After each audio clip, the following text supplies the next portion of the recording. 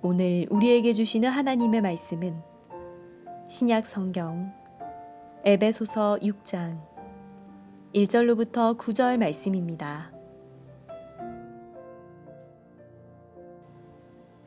자녀들아, 주 안에서 너희 부모에게 순종하라. 이것이 옳으니라. 내 아버지와 어머니를 공경하라. 이것은 약속이 있는 첫 계명이니 이로써 내가 잘되고 땅에서 장수하리라. 또 아비들아, 너희 자녀를 노엽게 하지 말고 오직 주의 교훈과 훈계로 양육하라. 종들아, 두려워하고 떨며 성실한 마음으로 육체의 상전에게 순종하기를 그리스도께 하듯 하라.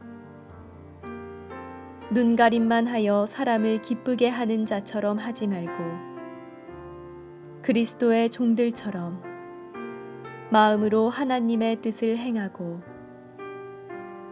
기쁜 마음으로 섬기기를 주께 하듯 하고 사람들에게 하듯 하지 말라. 이는 각 사람이 무슨 선을 행하든지 종이나 자유인이나 주께로부터 그대로 받을 줄을 알미라. 상전들아, 너희도 그들에게 이와 같이 하고 위협을 그치라. 이는 그들과 너희의 상전이 하늘에 계시고 그에게는 사람을 외모로 취하는 일이 없는 줄 너희가 알미라. 아멘. 하나님께서 이 말씀을 통해 은혜 주시기를 원합니다. 옆 사람과 인사 한번 하시죠. 참 반갑습니다. 에베소서가 총 6장으로 이루어졌습니다. 그림 한번 보여주시겠어요? 고맙습니다. 1장부터 3장까지는 부르심입니다. 부르심의 목적과 방법에 대해서 말씀하십니다. 그리고 그 부르심은 하나님과의 연합이에요. 그러면 하나님과 연합을 통해서 무엇을 주시길 원하시는가? 그것은 영원한 하나님의 생명입니다. 예수 그리스도의 십자가 부활 승천, 이것을 믿고 세례를 받음으로 통해서 영원한 하나님의 생명을 얻게 되는 것입니다. 그리고 사람과의 연합이죠. 구속사의 삶을 살기 위해서 함께 상속자로, 함께 지체로, 함께 약속에 참여한 자로 사는 것입니다. 왜 그래요? 내가 교회니까요. 내가 구속사의 핵심이니까 그렇습니다. 구속사는 사람을 통해서 이루어 가십니다. 하나님이 혼자 하실 것 같았으면 벌써 끝났습니다. 만약에 구속사를 하나님의 능력이 없어서가 아니라 하나님이 혼자 하실 수 있던 하시려고 하는 의도만 있었다면 벌써 끝난 것이죠. 그러나 하나님은 결자해지죠. 사람이 하나님 나라를 잃어버렸기 때문에 하나님의 능력과 하나님의 권세와 또 성령의 도우심과 인도하심을 따라서 나와 교회와 하나님과 함께 하나님 나라 구속사를 이루어 나가는 것입니다. 내가 이제 교회니까 그 구속사를 위해서 이제 4장에서 부르심에 합당한 삶을 살아나는 거예요. 어떻게? 우리가 그동안 많이 배웠잖아요. 겸손하라, 온유하라, 오래 참음으로 하라, 그리고 사랑 가운데 용납하라, 옛사람을 벗어버리고 새사람을 입어라, 또 하나님을 본받고 빛의 열매를 맺어라, 그리고 또 지지난 시간에는 세월을 아끼라 그랬죠. 그리고 성령 충만함으로 살아라, 이렇게 말씀을 나누었습니다. 어디에서 그러면 여러분 계속해서 지금 이 도형이 나오잖아요. 어디에서? 이제 5장 마지막 부분, 구속사의 삶의 현장, 거기 첫 번째가 어디였어요? 지난 시간에 부부관계에서 부부관계. 결국은 어디서 실현할 것이냐는 거예요. 왜 불렀냐? 그 부르심의 원칙, 부르심에 합당한 삶은 어디서 실현하고 어디서 살려고? 구속사의 삶의 현장인데 그 첫 번째가 바로 부부관계에 있었습니다. 오늘은 이제 두 번째로 자녀와 부모와의 관계를 나눌 터인데요. 그렇다면 첫 번째로 자녀들아 그래요. 자녀들아 주 안에서 부모에게 순종하라. 이것은 약속이 있는 첫 계명이니라. 1절과 2절 함께 합니다. 시작. 자녀들아 주 안에서 너희 부모에게 순종하라. 이것이 옳으니라. 내 아버지와 어머니를 공경하라. 이것은 약속이 있는 첫 계명이니. 아멘. 여기서 자녀들이라고 하는 것은요, 어떤 특정한 연령대를 말을 하는 것이 아니고 부모가 살아계시다면 모든 자녀를 통틀어서 그들에게 얘기하는 것입니다. 부모가 병들었든지 부모가 가정을 책임지지 않았든지 혹은 나에게 가해를 가했다 할지라도 그런 부모라 할지라도 모든 자녀된 자녀들에게 오늘 하나님은 말씀하시는 것입니다.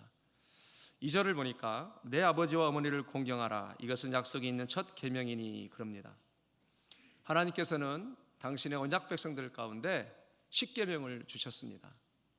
1계명부터 4계명까지는 하나님과 관계된 계명이잖아요. 그리고 5계명부터 10계명까지는 사람과의 관계, 사람과 사람 사이 대인 관계에서 어떻게 해야 할지를 10계명으로 우리에게 주셨습니다. 이 약속 있는 첫 계명으로 부모를 순종하고 공경하며 5계명이 약속 있는 첫 계명이잖아요. 이 계명을 순종하면 하나님께서는 우리에게 어떤 결과를 주시겠다라고 약속을 하냐면 먼저 3절을 같이 읽어볼까요? 시작. 이로써 내가 잘되고 땅에서 장수하리라. 아멘. 아멘.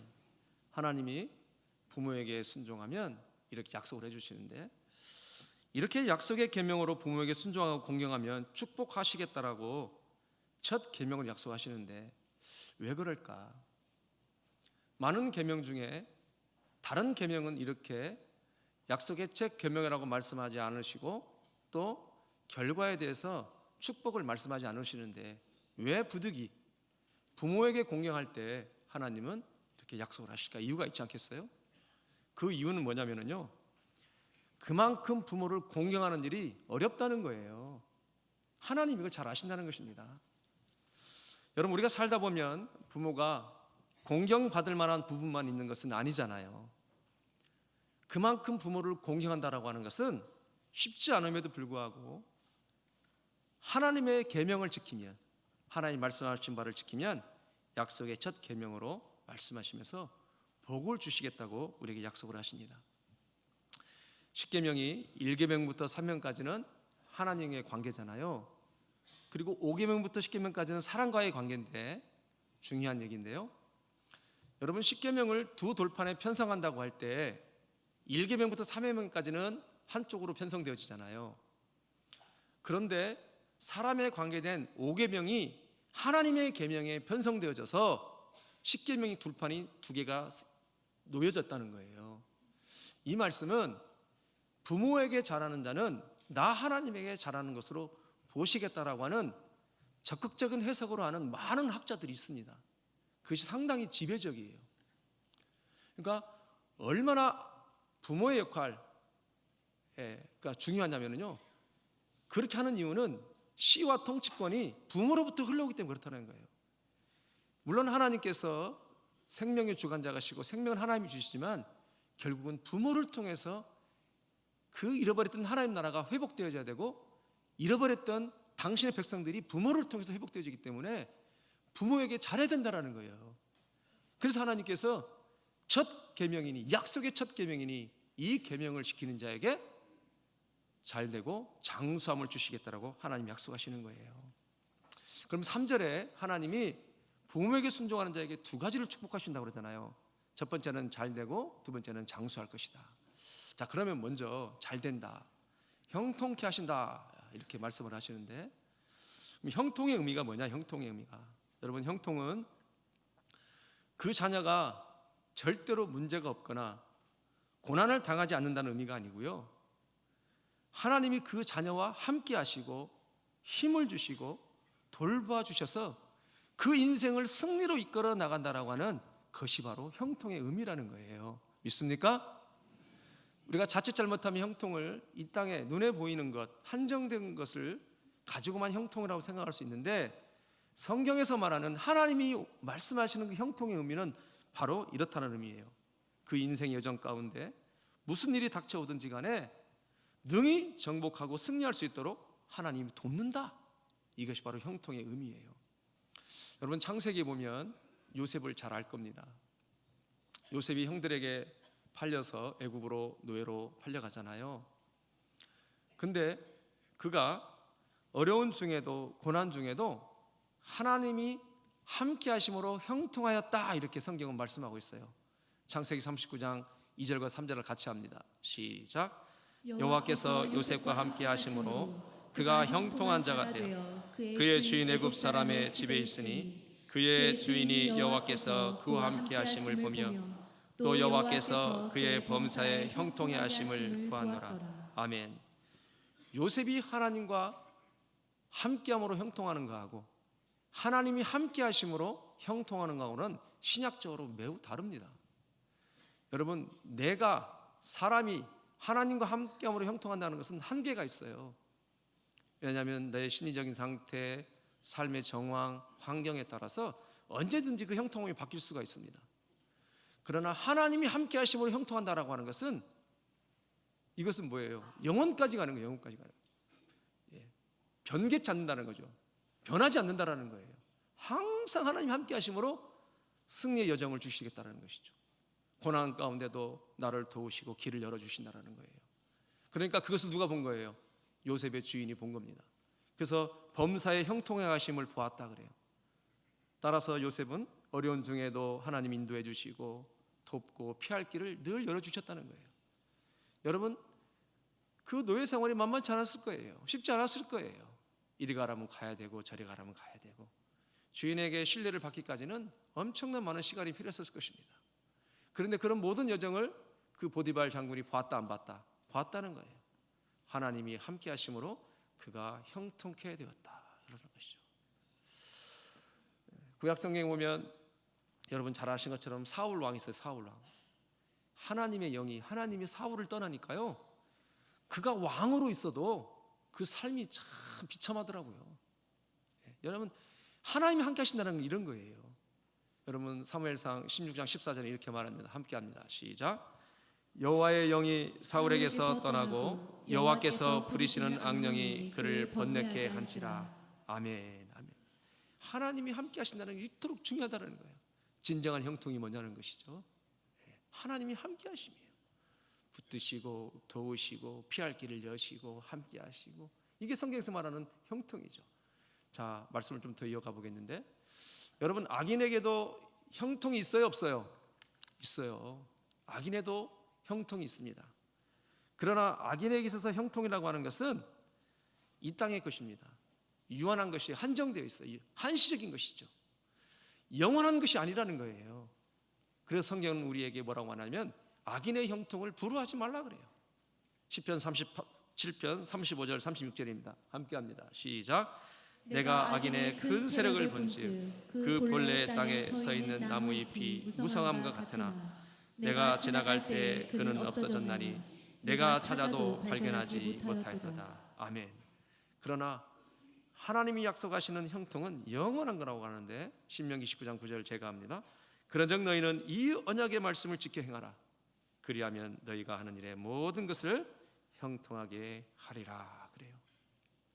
하나님의 형통은, 성경에서 말하는 하나님의 형통은 이 땅으로 끝나는 것이 아니라 영원한 것이라고 하나님은 말씀하시는 거예요. 그럼 첫 번째는 형통의 축복을 주신다고 했고, 두 번째로는 장수함을 주신다고 했는데, 그럼 이 장수함을 어디서 이 장수함을 누릴 것인가? 성경은 분명히 땅에서라고 말합니다. 땅에서 장수하리라 그래요. 장수는 생명만 긴 것이 장수라고 하는 것이 아니라 장수하는 동안 기쁘고 행복하고 또 넉넉하고 풍성한 것이 바로 장수의 개념입니다.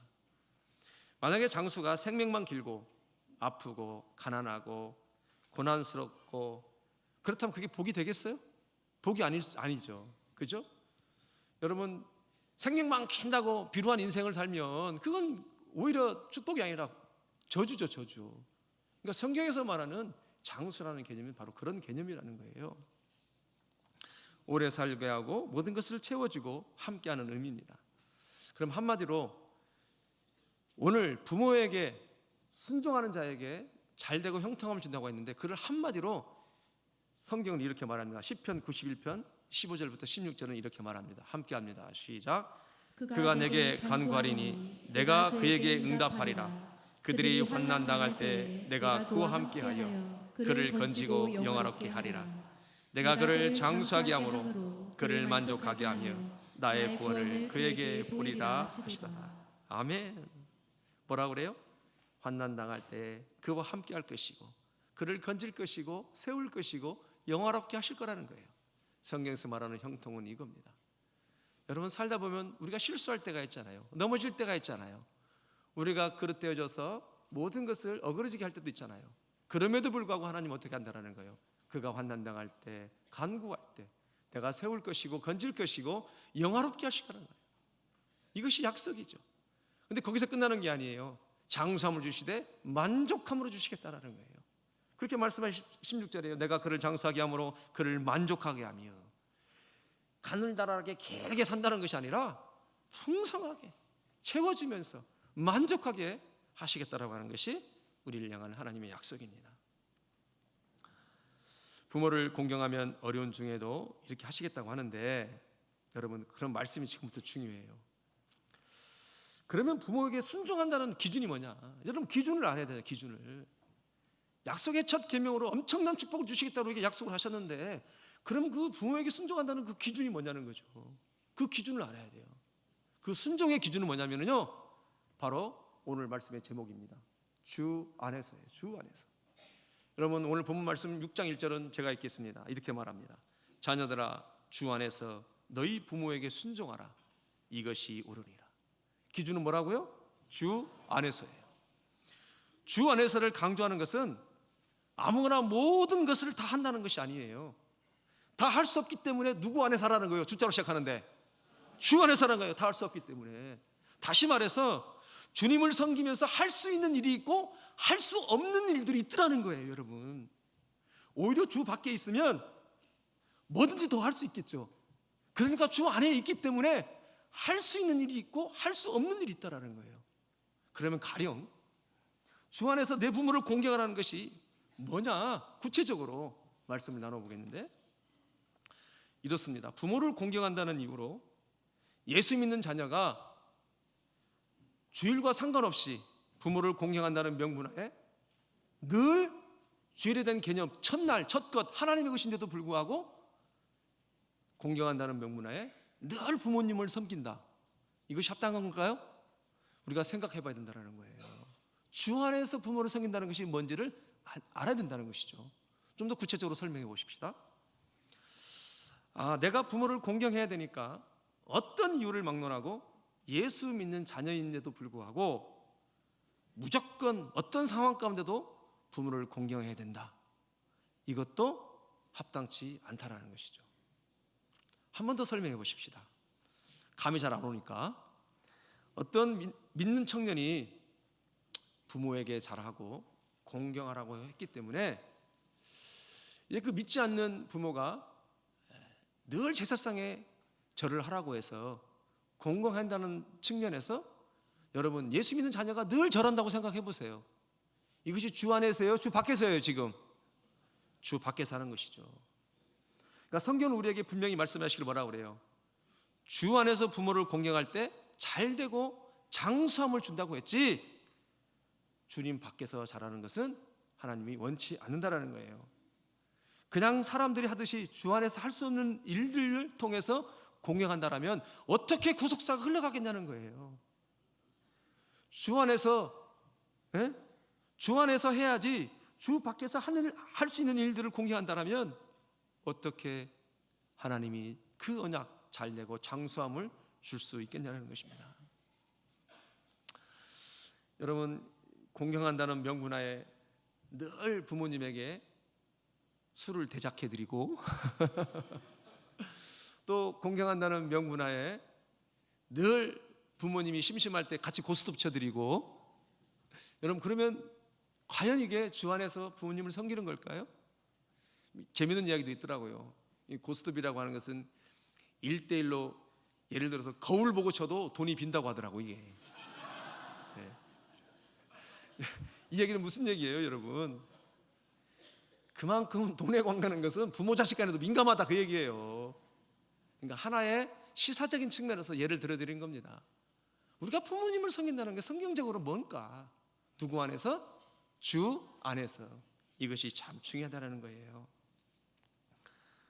주 안에서 순종하고 공경함으로 약속의 첫 계명으로 형통의 복과 장수의 복을 누리는 우리 모두가 되기를 주의로 축복합니다. 그러면 두 번째로 또 중요하죠. 이제는 두 번째로 아비들아 그래요. 아비들아 자녀들을 노엽게 하지 말고 오직 주의 교훈과 훈계로 양육하라 그래요. 4절입니다. 함께합니다. 시작. 또 아비들아 너희 자녀를 노엽게 하지 말고 오직 주의 교훈과 훈계로 양육하라. 아멘. 아비드라는 모든 아비를 지칭하는 겁니다. 그리고 부모를 대표해서 아비다라 그렇게 얘기를 해요. 그러니까 예외 없이 어머니도 얘기하는 거예요. 예, 함께 포함해서 아비드라 그렇게 말씀해요. 여러분 바울이 살던 그 로마 시대에 그 로마 제국에는 아버지가 자녀들에게 절대적 권력을 휘둘렀다고 합니다. 그래서 어떤 제도까지 있었냐면요, 아버지가 아들에게 벌을 줄 권리가 있었고, 심지어는 아버지가 자식을 내다버리고 죽여도 된다라고 하는 그런 권리까지도 그 시대는 가지고 있었다라는 거예요. 자, 어쨌든 오늘 4절에 보니까 아비들아 너희 자녀를 노엽게 하지 말고 주의 교훈과 훈계로 양육하라고 했는데, 여러분 이 말씀이 얼마나 중요하냐면 이 말씀의 순서를 바꿔서는 안 됩니다. 너무너무 중요한 거예요. 우리는 자녀들이 어떤 상황에 놓여지고 어떤 문제가 있을 때는 우리는 어떻게 해요? 자녀들이 노여운지 노엽지 않은지를 생각하지 않고 고려하지 않고 늘 해왔던 습관적으로 뭐죠? 훈계와 교훈으로 자녀들을 책망할 때가 참 많았다는 것입니다.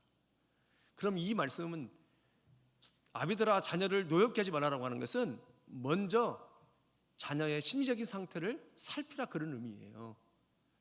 이 아이가 학교에서 어떤 문제 때문에 이런 상황이 벌어지게 됐는지, 혹시 부모의 말과 행동 때문에 이 아이가 어떤 노여움이 있는 것은 아닌지, 이 아이가 어떤 고립 때문에 외로움 때문에 힘들어서 이런 상황이 벌어지게 된 것은 아닌지 먼저 그 마음을 살피고 그 다음에 그 아이를 훈계해야 되는데, 우리는 저도 마찬가지로 우리는 어떻게 했어요? 그동안 어떤 사건이 벌어지면 왜 그렇게 했느냐, 왜 너는 그렇게 했느냐라고 따지고, 또 그 반응 올 때 그 아이가 그럴 수밖에 없다는 걸 얘기하면 그때서야 자녀의 마음을 만져줬다는 거죠.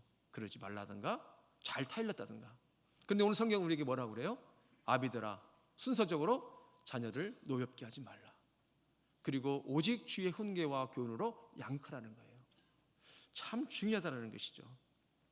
그러니까 무슨 말이냐면요, 아버지가 자녀를 가리키기 위해서 아버지의 권한을 너무 많이 써버리게 되면 자녀들이 노엽게 되고, 또는 성향에 따라서 생명의 위협도 느낀다는 거예요.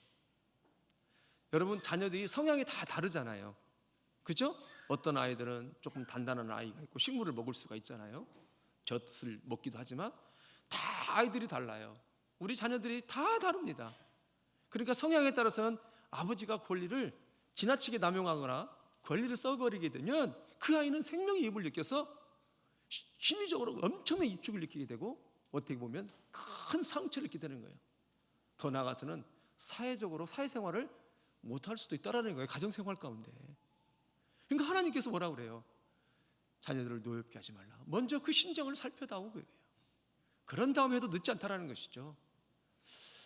여러분 외람된 말씀이지만 저도 이제 50을 넘다 보니까 아내가 제 옆에 있으면 좋겠다는 생각을 자꾸 갖게 돼요. 어르신들 죄송합니다. 그래서 가끔 제가 요즘에 와서 그럽니다.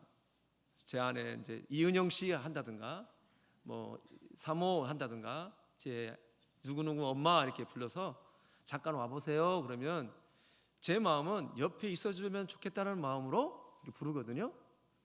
근데 우리 아내는 제 마음을 모르잖아요. 그러니까 자기 할 일 다 오더라고. 그런 게 좀 속으로 좀 섭섭해요. 나는 좀 같이 빨리 있고 싶고 대화도 하고 싶고 또 뭔가 묻기도 하고 싶고 그런데 잠깐만요 하면서 자기 할 일 다 보고 와. 제가 그런 마음을 들어서 깨달은 게 있어요. 내가 이렇게 아내를 찾을 때는 내 마음이 뭔가 허전할 때도 있고 외로울 때도 있고 함께하고 싶은 마음 있잖아요. 또 둘보다는 하나보다는 둘이 나으니까 그럼 그런 마음으로 찾는데 전에 우리 아이들이 엄마 아빠를 많이 찾는 거예요 옛날에. 그래가지고 우리가 뭐라고 했냐면 니들은 왜 이렇게 엄마 아빠를 찾냐 이제 그랬었어요. 그리고 또 부부 사이에도 쟤들은 왜 이렇게 엄마 아빠를 찾아? 왜 이렇게 당신을 찾아? 이상한 애들이네. 그렇게 늘 했거든요. 근데 하나님 나에게 주시는 마음이 있는 거예요. 그때 그 아이들이 표현을 안 해서 그렇지 나름대로는 힘든 부분이 있었겠구나. 나름대로는 어떤 어려움이 있었겠구나. 나름대로는 어떤 외로움 같은 거, 심지어는 친구들 간의 왕따 같은 거, 그런 것도 있을 수 있었겠구나. 그래서 부모를 찾았었겠구나. 나는 그때 그걸 몰랐어요. 근데 지금 제가 이 나이에 와서 아내를 찾을 때 하나님이 말씀 주면서 그걸 딱 저로 생각나게 하는 거예요. 그렇구나. 여러분, 외로움과 어려움은 나이에 상관없이 다 있는 거잖아요. 아이든 어른이든. 그렇다면 그 아이들의 마음이 바로 그런 것이 아닌가, 그런 생각을 해보았어요. 지난 시간에 말씀을 나누면서 우리는 구속사의 삶의 현장 첫 번째가 부부관계라고 그랬잖아요. 부부관계를 어떻게 경영할 것인가가 매우 중요하다고 나눴잖아요. 근데 이렇게 선포했던 말씀이 굉장히 반응이 좋아요. 지금 어떤 분들은 남편을 위해서 5분씩 기도한다는 분도 있고 하루에 5분씩 3분 기도한다는 분도 있고 다양한 지금 리스판스가 와요. 막 이렇게 반응들이 이렇게 들려오기 시작하는데 그 말씀을 듣고 제가 힘을 얻어서 아비들아 자녀들을 노엽게 하지 말라라고 했을 때 하루아침에 되는 게 아니잖아요. 그럼 어떻게 경영할 것인가, 또 그것을 한번 나눠보려고 합니다. 전에 제가 한번 얘기했던 것 같은데 그래도 중요한 거니까 여러분 단반지예요. 단수 반복 지소 자꾸 해야 돼. 그래야 이제 알게 되는데 제가 미국에서 목회할 때 자녀들 문제로 어떤 목사님과 편안한 자리에서 대화를 하중에 그 목사님이 하시는 말씀이 본인은 이렇게 하고 있다라고 하는 것을 저에게 가르쳐 주셨어요. 그래서 저도 그걸 흉내내고 그러는데 그 목사님의 자녀가 3명이랍니다. 3명. 근데 쉽지 않더래요. 그래서 그분도 이제 누구한테 배웠는데 어떻게 했냐면 한 달에 첫째 주 토요일 날은 첫째 아이를 오전에 2시간 정도를 만났답니다. 미리 설교를 초안을 작성해 놓고 미리미리 준비해 놓고 그 시간은 이 아이가 원하는 음식, 맥도날드라든가 뭐 그 햄버거집 같은라든가 원하는 장소에 가서 같이 대화를 시작했다는 거예요. 한두 번은 그 자체가 힘들더라는 거예요. 서로 쑥스럽고 어렵고 그럼에도 불구하고 지속적으로 계속 했대요. 그랬더니 그 아이의 마음을 열어줘서 이런저런 얘기를 시작하더라는 거예요. 그러다 보니까 이 아이가 나중에는 그 시간을 기다리더라는 거예요. 그래서 수첩에다 적어갖고 오더래요. 자기가 할 말, 주중에 아빠하고 대화할 것을 잊어버릴까 싶어서 수첩에 적어서 그때 와서 꺼내놓고 물어보기도 하고. 그러니까 신뢰감이 쌓이다는 것이죠. 그러니까 큰 아이가 딱 잡혀버리니까요, 둘째, 막내까지도 잘 따라오는 것을 경험했다는 것이죠. 자, 그러면 둘째 주 토요일 날은 몇째 아이? 둘째 아이요, 둘째 아이. 둘째 아이랑 같이 동일한 방법으로 시간을 보냈더니 둘째 아이는 형 때문에 힘들었던 이야기, 막내 때문에 늘 억울해서 손해봤던 이야기, 그런 얘기를 다 하더래요. 그래서 네가 참 잘했다, 애쓴다, 격려도 해주고 용기도 목 도와주고 또 용돈도 푹 한 10불, 20불 이렇게 찔러주기도 하고 그랬더니 아이가 너무 인크리시 되더라는 거예요. 회복되더라는 거예요, 아이가요. 그래서 그러면 여러분 셋째 주는 누구? 셋째 아이, 셋째 아이. 그랬더니 셋째 아이는 형들 때문에 힘들었던 이야기들을 막 토로하더래요. 그냥 막 그러면서 우리 막둥이 잘했다고 애썼다고 막 또 지지해주고 격려해주고 그랬더니 아빠 내가 제일 좋지 그러더래. 내가 제일 좋지 그래. 바로 그거죠. 그리고 넷째 주는 누구예요? 딸내미, 아내. 그러니까 3주 동안은 아이들이 해주니까요, 아이들이 배려를 받고 있으니까 둘이 만나는 걸 배려해 주더라는 거예요. 그러면서 아이들하고 했던 대화를 같이 나누고 그러니까 너무 좋아지더라는 거예요. 여러분, 바로 아비들아 자녀를 노엽게 하지 말라는 것이 바로 이런 겁니다. 어느 날 갑자기 안 노엽게 할 수 없잖아요. 이렇게 래퍼가 형성할 수 있도록 같이 시간을 배려해 주는 거, 경영해 주는 거 참 좋습니다. 이것은 30대가 5살짜리 하라는 게 아니에요. 80대는 60대, 여러분 얼마나 풍성합니까? 60대는 40대를 하고 40대는 10대를 하고 이런 식으로 같이 하는 거예요. 그러면 지금보다 더 풍성한 하나님 나라와 구속사를 경험하고 누리고 사는 것이 바로 이와 같은 경영의 삶이라는 거예요. 제가 책을 읽다 보니까 공감이 가는 내용이 있어서 한번 기록해 봤습니다. 많은 분량인데 간단하게 3가지로 제가 발제를 해왔는데요. 좀 길지만 다 같이 읽는 걸로 하겠습니다. 자, 첫 번째로 시작. 시대가 변한다는 사실을 수용하지 못할 때 자녀를 노엽게 한다. 시대가 변하고 세대가 바뀌는데 자녀가 자기 세대의 풍조를 따라 모든 것을 행하도록 내버려둬야 한다는 의미가 아니라 오히려 부모가 변화에 깨어 있어서 자녀를 자신이 자란 세대에 맞추려고 하지 말고 자녀가 자기 세대의 이론이 되도록 허용해야 한다는 의미이다. 즉 부모는 세대 간에 일어나는 정상적이고도 자연스러운 변화를 막아서는 안 된다는 것이다. 2. 자녀를 지나치게 통제하는 것은 역시 자녀를 노엽게 한다. 자녀를 지나치게 훈육하고 제재하는 것은 자녀의 성장을 막고 자녀를 자극해서 반항하도록 해서 부모로부터 도망가도록 만들게 한다. 그렇다고 무턱대고 자녀가 원하는 것을 무엇이든지 다 허락해야 된다는 것이 아니라 요점은 균형이다. 가정생활과 자녀의 공동체적 생활이 균형을 이루어야 되는 것이다. 3. 시작. 통제가 없는 것도 자녀를 노엽게 한다. 부모가 부모의 시간과 계획과 욕망을 방해받지 않기 위해 자녀를 부모에게서 떨어뜨려 놓기 위해서 자녀들에게 달라는 대로 주고 나가서 놀든 말든 통제하지 않는 경우도 있다. 자녀를 노엽게 하는 3가지 내용이 좋은 글이 있어서 한번 발췌해봤습니다. 제가 설명하는 것보다도 한번 같이 읽는 것이 더 효과적일 것 같아서 같이 읽었습니다. 자녀의 평안을 먼저 헤아리기 위해서 경외해 주시고 오직 주의 훈계와 교훈을 통해서 자녀의 마음을 살피고 그래서 우리 사랑하는 자녀들이 주님 안에서 복된 인생을 다 살아가는 모든 자녀가 되시길 주의로 축복합니다. 자, 이제 하나님께서 가정에서 사회로 구속사의 삶 현장을 확장시켜 나가시는데요. 이제 3번째로 뭘 말씀하시냐면 종들아 상전들에게 순종하기를 죽게 하듯 하라 그래요. 5절인데 제가 읽겠습니다. 종들아 두려워 말고 떨며 성실한 마음으로 육체의 상전에게 순종하기를 그리스도께 하듯 하라 그래요. 바울이 살던 시대 로마 제국에는 그때는 한 여러 가지 자유를 제가 살펴를 보니까요. 그 시대는 적게는 수백만 명, 많게는 1000만 명 이상이 종들이 노예가 있었다고 합니다. 아시다시피 로마 제국은 노예 제도가 성행했었잖아요. 그러다 보니까 노예들도 또 종들도 로마 교회에 신앙생활하기 시작했다라는 것이죠. 그래서 이제 하나님께서 성경 여러 곳에서 이제 종들에게 부탁하는 말씀들이 있습니다. 두 군데를 제가 찾아봤는데요. 같이 읽는 게 참 중요합니다. 디모데전서 6장 1절과 2절입니다. 시작. 무릇 멍에 아래에 있는 종들은 자기 상전들을 범사에 마땅히 공경할 자로 알지니 이는 하나님의 이름과 교훈으로 비방을 받지 않게 하려 함이라. 믿는 상전이 있는 자들은 그 상전을 형제라고 가볍게 여기지 말고 더 잘 섬기게 하라. 이는 유익을 받는 자들이 믿는 자요 사랑을 받는 자임이라. 너는 이것들을 가르치고 권하라. 아멘. 많은 자칫 잘못하면 종들이 이것을 악용할 수 있다는 것이죠. 그래서 뭐라고 얘기를 해요? 상전을 형제라고 가볍게 여기지 말라 그러잖아요.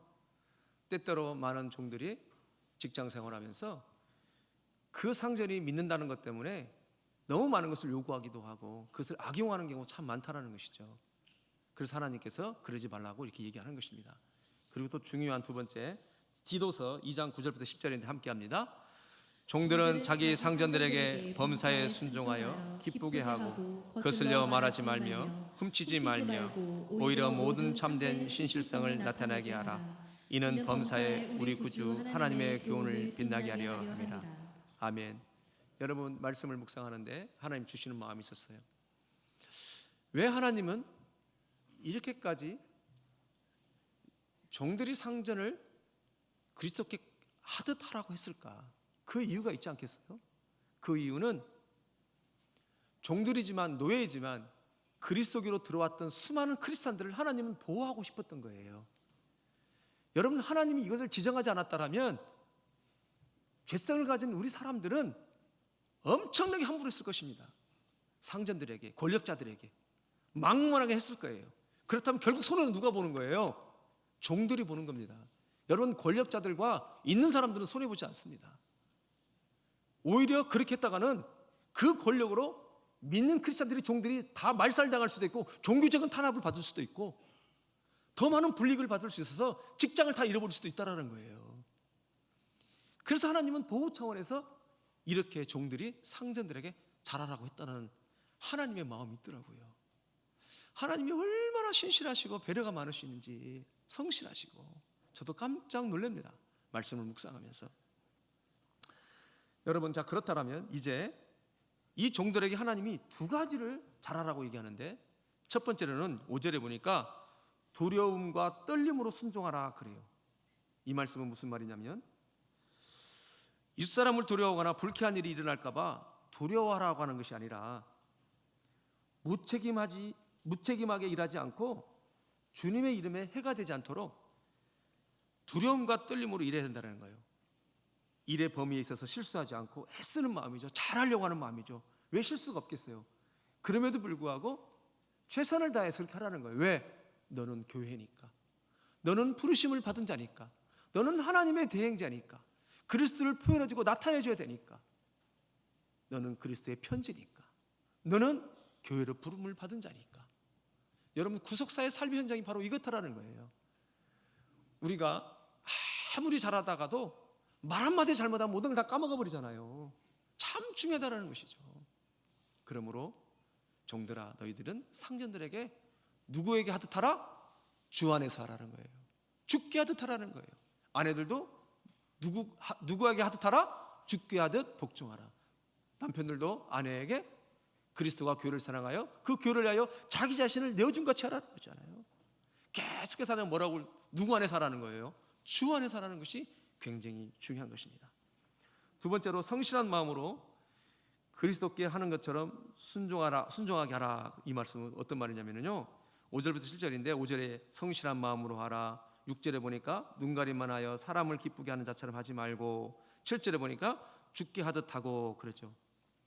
눈가림만 하여 사람을 기쁘시게 하는 걸 하지 말라, 이 말은 무슨, 두 마음으로 하지 말라는 거예요. 두 마음으로요.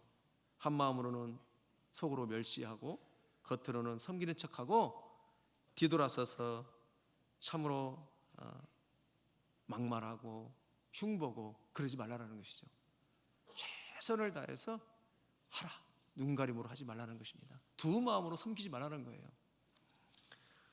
자, 그러면 이제 네 번째로는 이렇게 말합니다. 상전들아, 종들에게 위협을 그치라 그래요. 9절인데요, 함께 읽겠습니다. 시작. 상전들아, 너희도 그들에게 이와 같이 하고 위협을 그치라. 이는 그들과 너희의 상전이 하늘에 계시고 그에게서 사람을 외모로 취하는 일이 없는 줄을 너희가 알미라. 아멘. 상전들아, 너희도 그들에게 이와 같이 하라. 이 말은, 그들은 누구냐면 종들이죠. 그들에게 이와 같이 하라는 것은 뭐냐, 종들이 너희 상전들에게 두 마음을 품지 않고 이처럼 잘했기 때문에 너희 상전들도 두 마음을 갖지 말고 이와 같이 종들을 섬겨라, 그런 의미예요. 그러니까 무슨 말이에요? 이 말은요, 두 마음은 여러분 무시하는 마음이잖아요. 무시하는 마음. 속으로는 무시하고 겉으로는 안 그런 척하고 인심 좋은 주인처럼 행동하고 뒤돌아서서는 우습게 생각하고 함부로 생각하지 말라는 거예요. 하나님이 다 아신다라는 거죠. 또 이업을 그치라 그랬는데요, 여러분, 종은 주인을 이업할 수가 없잖아요. 그러나 상전들은 종을 이업할 수 있죠. 본인이 가지고 있는 권력을 가지고 그만두게 하려고 한다는 느낌을 줘가면서 본인에게 잘하게 하는 그런 위협이 있다는 것이죠. 그러지 말라는 거예요. 자, 이제 말씀을 맺으려고 하는데 9절 하반절에 보니까 이는 그들과 너희 상전이 하늘에 계시고 이는 그들과 너희 상전이 하늘에 계시고 그에게는 사람을 외모로 취하는 일이 없는 줄을 너희가 알미라 그랬잖아요. 이 말씀이 참 중요해요. 무슨 말이냐면 예를 들어 이렇습니다, 여러분. 종이 있어요. 종이 어느 종이 있다고 칩시다. 근데 이 종이 위에 상전이 있어요. 그럼 이 상전은 위에는 누가 있어요? 하나님이 계시잖아요. 하늘의 상전이 있잖아요. 그럼 이 하늘의 상전은 외모를 취하는 법이 없다고 하잖아요. 이 말은 무슨 얘기냐면 종이 있고 상전이 있는데 그 위에 상전이 너희들을 바라볼 때 수직적인 관계를 통해서 외모를 취하지 않는다는 것이 아니라 나란히 본다는 거예요. 나란히. 하나님은 너를 단지 그냥 상전으로 보고 단지 너는 종으로 보는 것이지 너희들의 관계 속에서 상전과 종으로 보지 않는다는 거예요. 그러므로 하나님은 외모를 취하지 않는다는 걸 너희가 알기를 원한다는 거예요.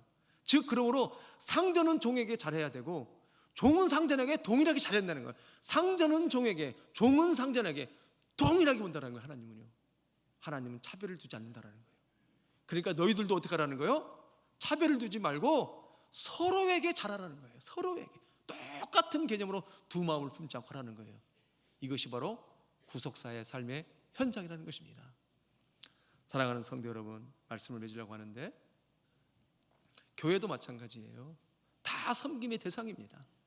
여러분, 제가 여러분보다 높은 사람이에요? 그렇지 않잖아요.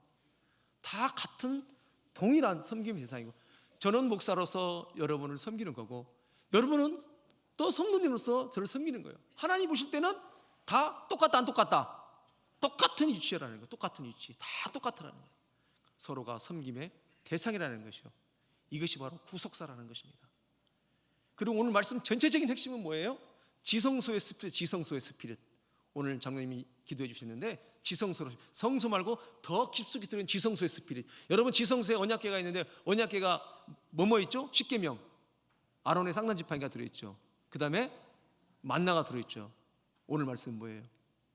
하나님의 계명을 지켜서 하나님 앞에 합당하게 하고 사람을 예우하게 해서 또 하나님이 세운 아론의 쌍난지팡이를 통해서 이 쌍난지팡이는 뭐예요? 동일하게 같이 섬기는 관계죠. 그러므로 너희가 하나님이 예비하신 만나를 축복받는 인생을 살으라는 거예요.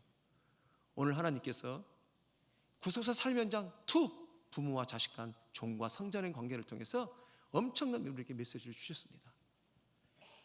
하나님께서 이 언약을 우리에게 주셨는데 여러분, 우리의 신앙의 완성은 교회가 아니라 삶의 자리에서 이루어지는 것입니다. 일주일에 교회에 있는 것은 다 하루예요. 나머지 6일은 다 어디에 있어요? 사회에 있습니다. 우리의 신앙의 완성은 교회가 아니라 어디다? 사회예요. 가정입니다. 그러므로 하나님이 우리에게 주시고자 하는 언약을 누리는 모두가 되시를 다시 한번 축복합니다. 동영상을 보시겠습니다.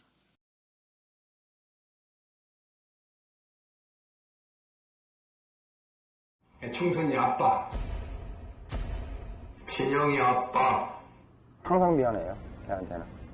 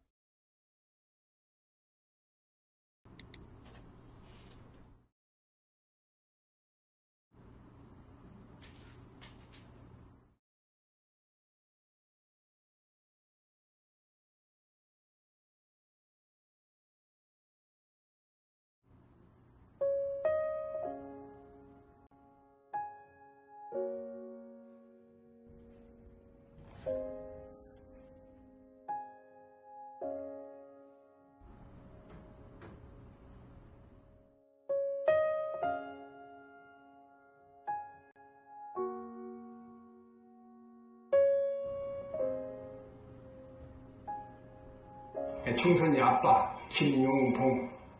난 신왕철 아빠 신현기. 이영근입니다. 큰아들이.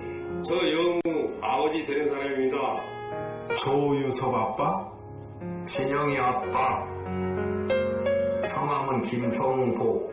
생각나지요. 그 아들, 딸 만나서 아들 가졌는데 이번에도 딸이 못할까 했는데 네 엄마, 아빠, 동생한테 신경 써주고 고맙고. 부모로서 이렇게 뭔가를 충분하게 해줘야 되는데 그런 것도 못 해주고 그래서 참 마음이 아픕니다.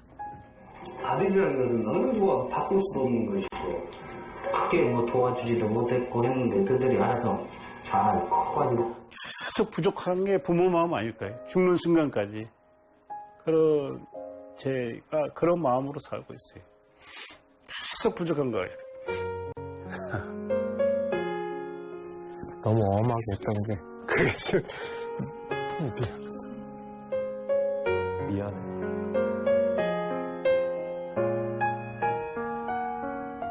항상 내가 부족하고 항상 미안해요. 걔한테는. 미안하다 참. 모든 것이 부족하고 못 가르치고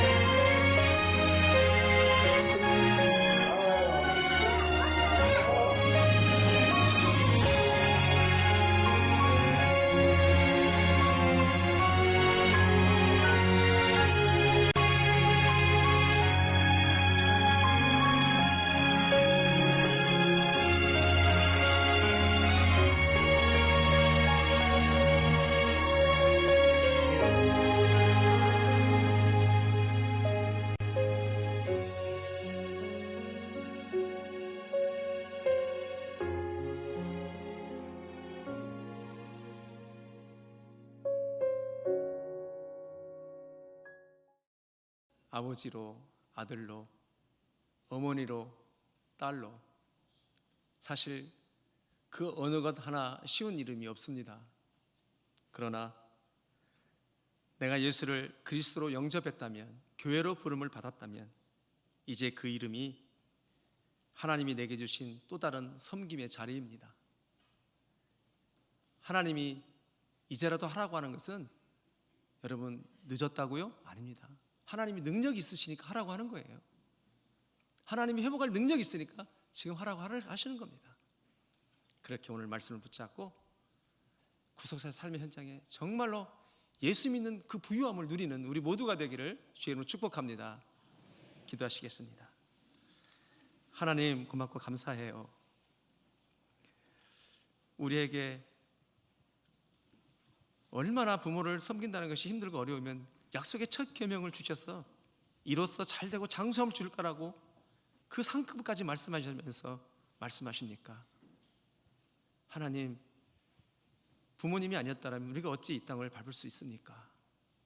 주 안에서 멋지게 귀하게 아름답게 잘 섬기고 자녀들도 주 안에서 노엽지 않게 하고 먼저 그들의 마음을 헤아리며 잘 섬기겠습니다.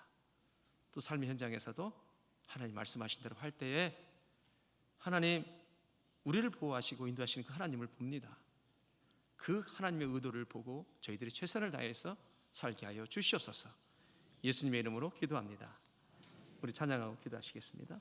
주 안에 우리는 하나, 모습은 닮아도 우리는 각자의 어머니로 아버지로 다 모습은 다릅니다.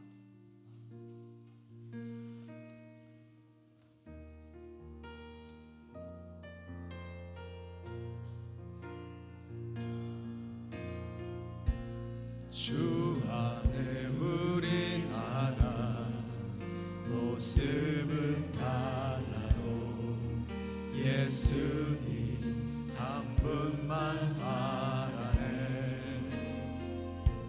사랑과 선행으로 서로를 격려해 따스함으로 모두 먹으리. 주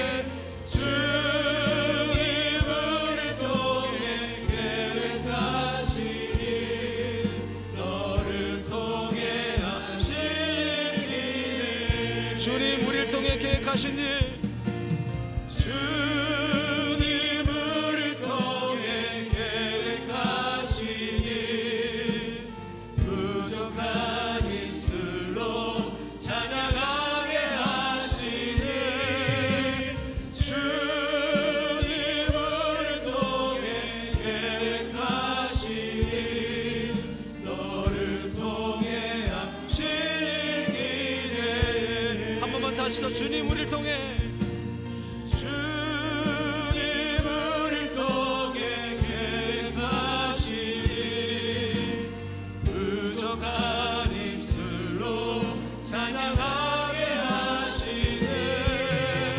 주님 우리를 통해 계획하신 일, 너를 통해 하실 일 기대해. 이 시간 함께 기도하기를 원합니다. 하나님 아버지, 세월을 아끼겠습니다.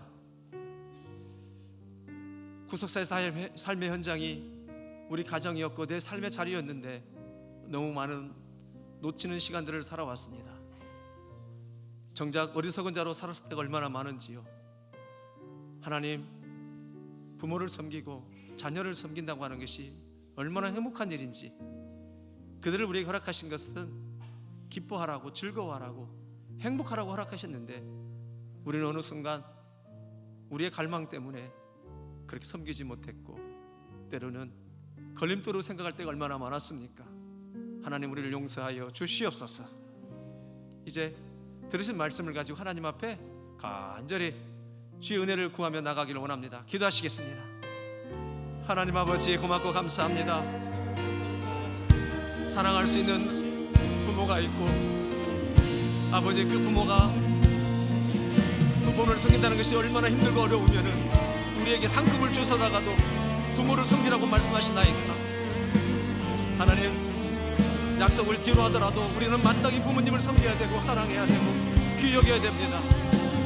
하나님, 또한 사랑하는 자녀들을 훈계와 교훈으로만 먼저 그들을 책망했던 것들이 많았습니다. 용서하시며 이제는 그들의 마음을 먼저 살피고 하나님, 그들의 심정을 먼저 바라보며 만져주며, 그러면 그들의 노엽게 하지 않고 부모로서의 권리를 남용하지 아니하게 하시고 부모로서 권리를 하나님 아름답게 잘 사용하여서 하나님 가정의 현장에서 구속사를 나갈 수 있도록 도와주시고 함께하여 주시옵소서. 오 하나님 아버지, 사랑하는 자녀들을 섬기기를 원합니다. 하나님, 또 직장에서도 상전을 섬기기를 원합니다. 하나님, 그 상전을 섬기라는 원어는 하나님, 우리를 보호하기 위해서 섬기라고 하셨던 그 하나님의 의도를 보았습니다.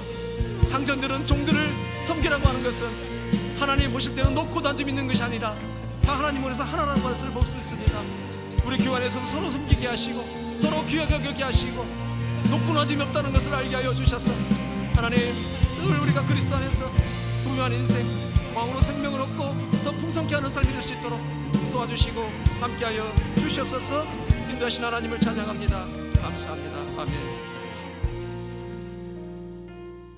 이제는 죽게 하듯 본을 보여주신 우리 주님 예수 그리스도의 은혜와 말씀을 통해서 축복을 약속하신 하나님 아버지의 크고 놀라우신 사랑하심과 부르심에 합당한 자로서 주 안에서 살도록 도우시는 성령님의 교통하심이 오늘도 구속사의 현장에서 그리스도인으로서 살기로 결단하는 여기 고개 숙인 주의 백성들 머리 위에, 사랑하는 부모, 자녀들 위에, 그리고 몸된 교회 위에 이제로부터 영원까지 함께 하옵시기를 간절히 축원하옵나이다. 아멘.